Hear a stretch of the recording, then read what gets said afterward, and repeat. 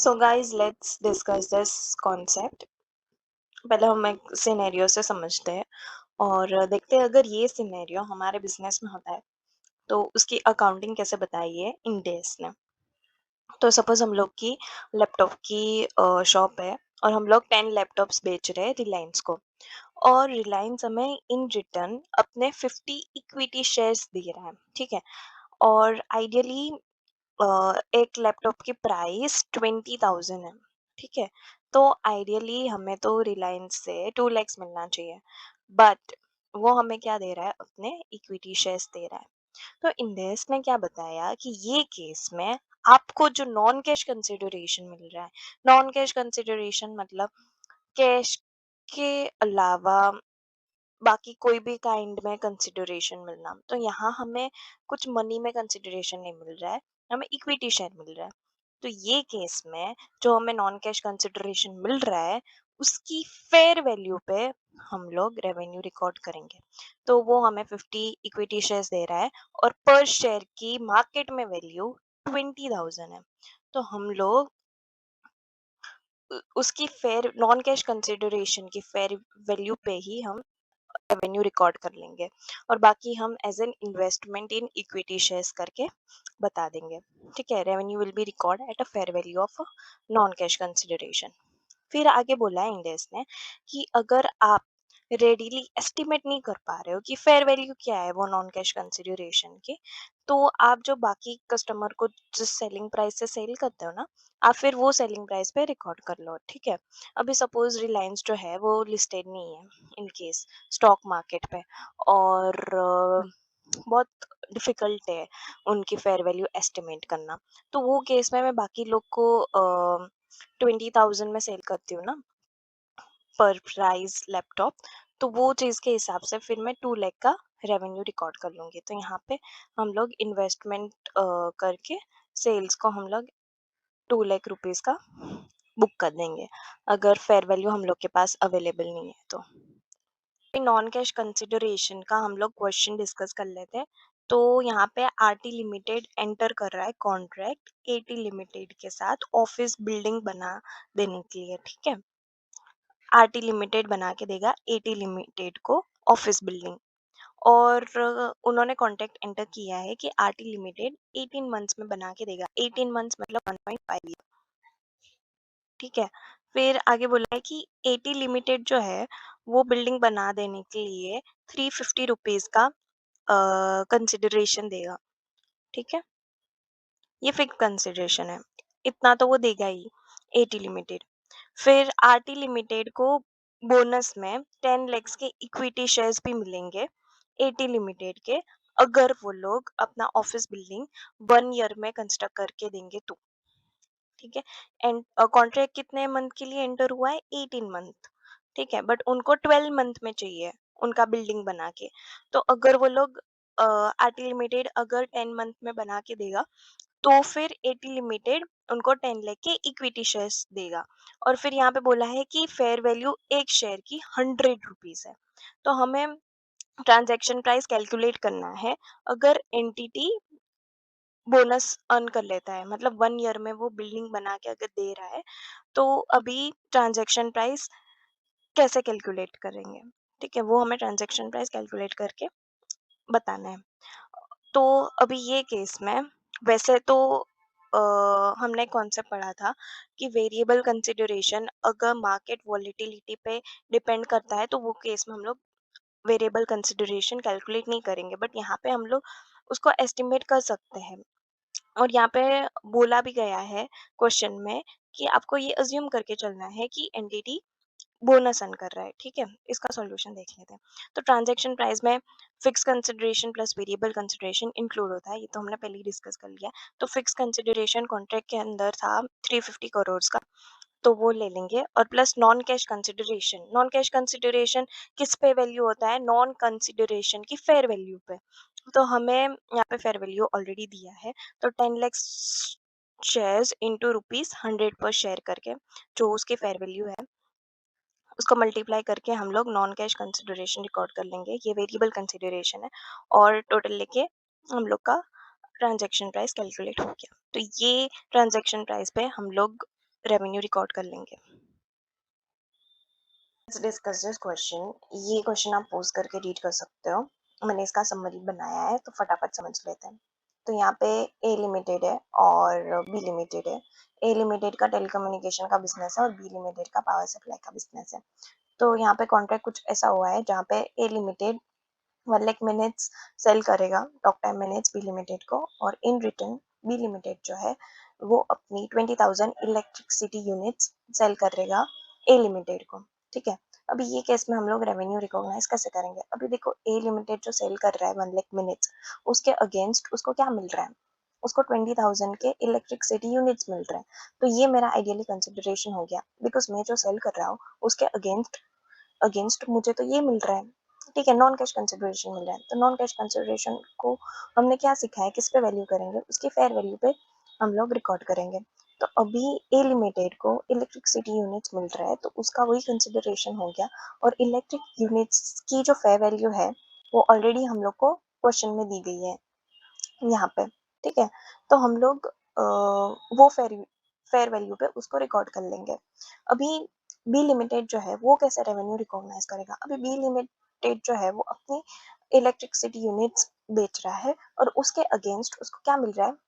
1 lakh minute का talk time मिल रहा है। तो 1 लाख मिनट जो है वो बी लिमिटेड के लिए कंसिडरेशन है।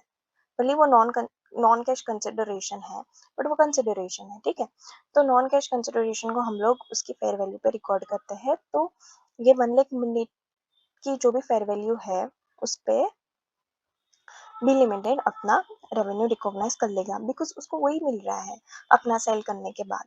ठीक है, क्वेश्चन को हम लोग एक एग्जाम्पल से समझते हैं। सपोज कपिल शर्मा शो है, तो कपिल शर्मा शो का प्रोडक्शन हाउस अलग है और ब्रॉडकास्टिंग चैनल जो कि सोनी टीवी, वो दोनों अलग अलग है। तो यहाँ पे इन केस हम लोग मान लेते हैं कि प्रोडक्शन हाउस सलमान खान का है। तो जब भी कपिल शर्मा शो प्रोड्यूस हो जाता है तब सलमान खान का प्रोडक्शन हाउस जो है उसको सोनी टीवी को बेच देता है। ठीक है, तो फिर सोनी टीवी कंसिडरेशन देके अपना कपिल शर्मा जो शो है वो ले लेता है प्रोडक्शन हाउस से। ठीक है, और फिर क्या होता है कि हम सोनी टीवी को देखने के लिए टाटा स्काई को, जो कि केबल सर्विस देता है, तो हम लोग टाटा स्काई को सोनी टीवी देखने के लिए हम लोग पे करते हैं। फिर टाटा स्काई क्या करता है, अपना शेयर लेने के बाद जो भी सोनी टीवी का शेयर होता है वो सोनी टीवी को दे देता है। तो सोनी टीवी के लिए वो फायदे में होता है कि कपिल शर्मा जो शो है वो इतना फेमस है, तो बहुत सारे लोग उनकी चैनल सब्सक्राइब करेंगे और फिर वैसे उनका रेवेन्यू बढ़ेगा। ठीक है, तो यहाँ पे जो क्वेश्चन है वहाँ पे भी ये सेम रेवेन्यू मॉडल यूज किया है। तो यहाँ पे एक प्रोडक्शन कंपनी है वाई, और उन्होंने क्या किया है, टेलीविजन शो की एक कंपनी है, कंपनी एक्स, उनको अपना शो सेल कर दिया। ठीक है, एक्स जो है वो मान लो सोनी टीवी है, और यहाँ पे प्रोडक्शन कंपनी वाई समझ लो प्रोडक्शन हाउस सलमान खान है। तो वाई ने अपना एक शो कंपनी एक्स को सेल कर दिया, और कंपनी एक्स जो है वो रिटर्न में एक तो फिक्स्ड 1,000 रुपीज का अमाउंट दे रही है और 100 एडवर्टाइजिंग स्लॉट्स दे रही है। मतलब सोनी टीवी है ना, वो कपिल शर्मा के 100 एड्स चलाएगी अपने चैनल पे, पैसा मान के चलते हैं। फिर हमें बोला है कि आप है ना, मतलब यहाँ पे हम लोग को बोला है कि फेयर वैल्यू एडवर्टाइजिंग स्लॉट्स की 600 है। तो हम इसको भी कैसे रेवेन्यू इसमें रिकॉर्ड करेंगे, देखते हैं। एक तो हमें देखो फिक्स कंसिडरेशन मिल रहा है 1,000 रुपीज का। अभी नॉन कैश का हम लोग ये 600 है ना पर स्लॉट नहीं मान सकते, बिकॉज अगर हम लोग पर स्लॉट मानेंगे ना तो 60,000 आएगा, जो कि पॉसिबल नहीं है कि फिक्स कंसिडरेशन 1,000 का है और वेरिएबल नॉन कैश कंसिडरेशन 60,000 का है। तो हम लोग मानेंगे कि 600 जो है वो पूरे 100 स्लॉट्स की फेयर वैल्यू है, और हम लोग वैसे 1600 का ट्रांजेक्शन प्राइस कैलकुलेट कर लेंगे। तो अभी कंपनी एक्स जो है ना वो ये अमाउंट का रेवेन्यू रिकॉग्नाइज करेंगे अपने बुक्स में।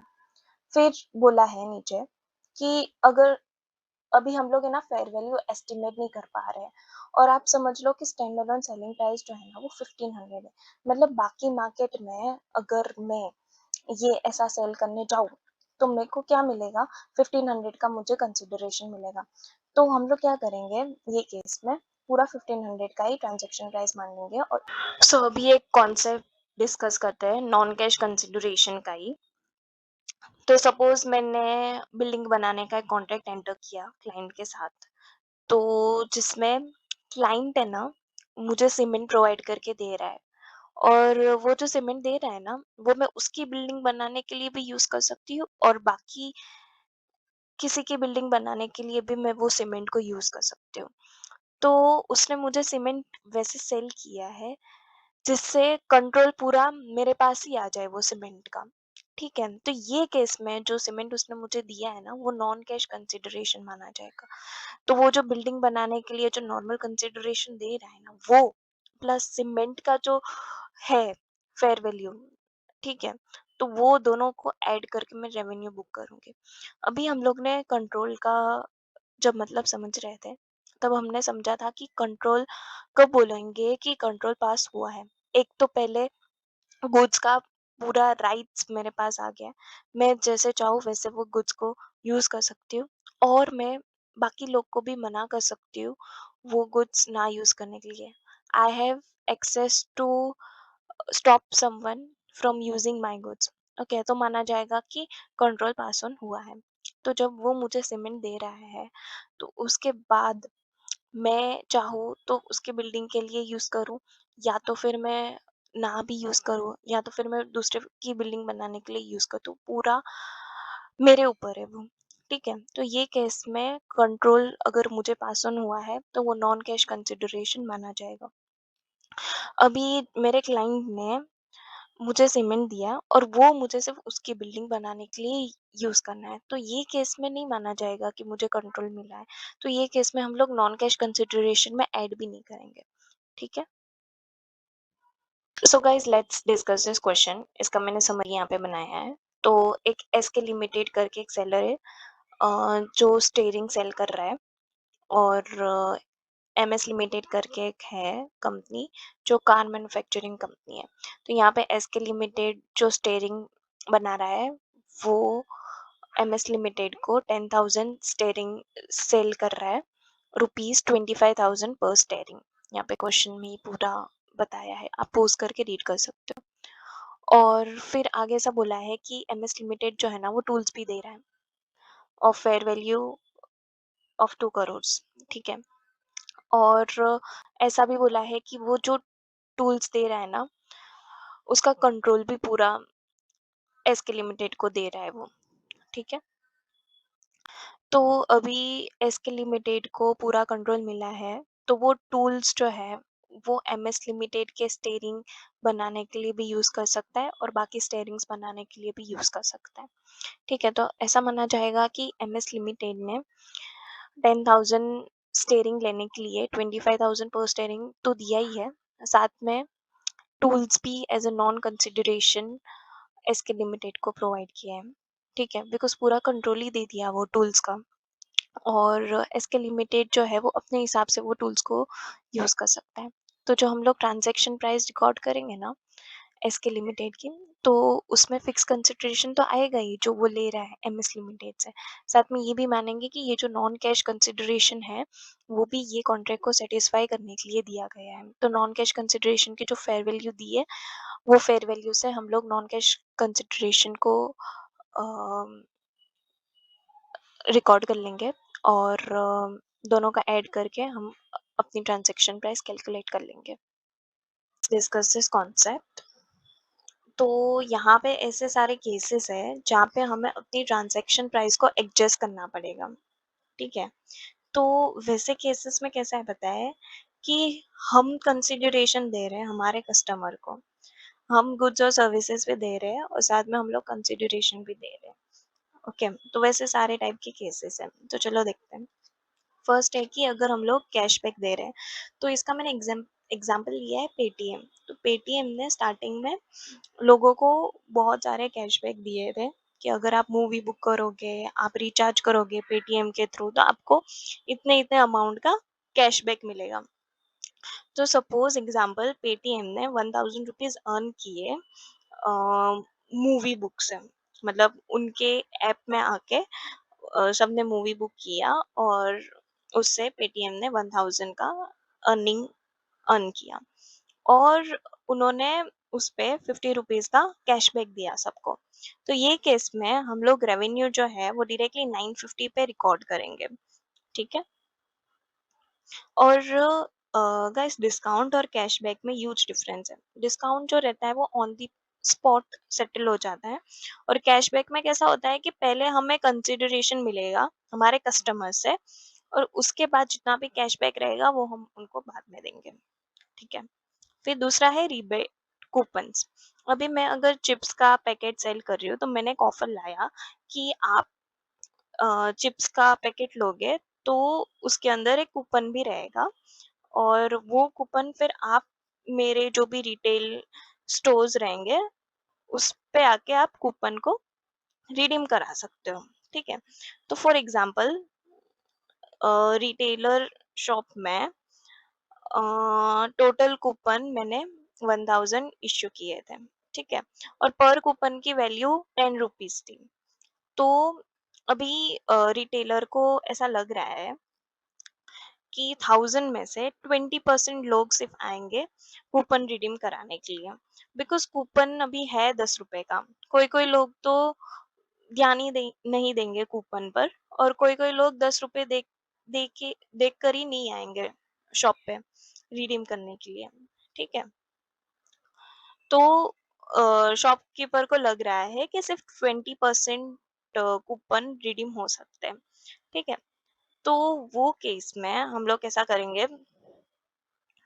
अ, हमारे अजम्पशन के हिसाब से हम लोग कैशबैक लायबिलिटी रिकॉर्ड कर लेंगे। तो मेरे रिटेलर शॉपकीपर को ऐसा लग रहा है कि 1000 कूपन इंटू 10 रुपीज का एक कूपन और उसमें उसको ऐसा लग रहा है कि 20% लोग सिर्फ आ सकते हैं, तो उतने अमाउंट का वो कैशबैक लायबिलिटी बुक कर लेगा। और बैंक और पर प्राइस पैकेट है 50 रुपीज का और उसमें 10 रुपीज का कूपन है, तो बैंक में तो हमारे 50 रुपीज ही आएगा, ठीक है। और हम लोग ने कैशबैक लायबिलिटी हमारे अजम्पशन के हिसाब से रिकॉर्ड कर ली और सेल्स जो है वो 50,000 जो हमें पूरा कंसिडरेशन मिलेगा माइनस जो हमें कैश लायबिलिटी देना है उसको माइनस करके हम लोग अपना रेवेन्यू बुक करेंगे, ठीक है।